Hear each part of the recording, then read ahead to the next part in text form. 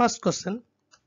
As per Kalika Purana, Narakasur was the son of, অর্থাৎ Kalika Purana মতে Narakasur কার সন্তান আছিল? এটো answer হ'ব Varaha form of Vishnu and Bhumi. Second question. The four parts of Kamrupa, Ranapit, Kampit, Swanapit and Somarpit are mentioned in which text?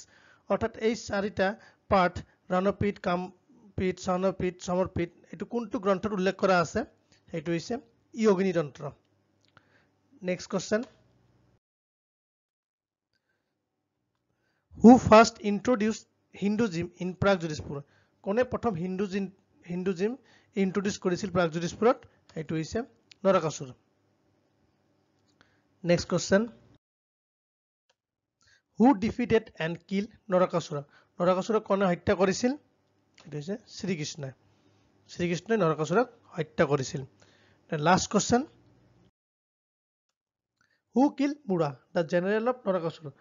নৰকাসুৰৰ general নাম কি আছিল? মুৰা আছিল আৰু তেওঁক কোনে হত্যা কৰিছিল? এটো হ'ব শ্ৰীকৃষ্ণ.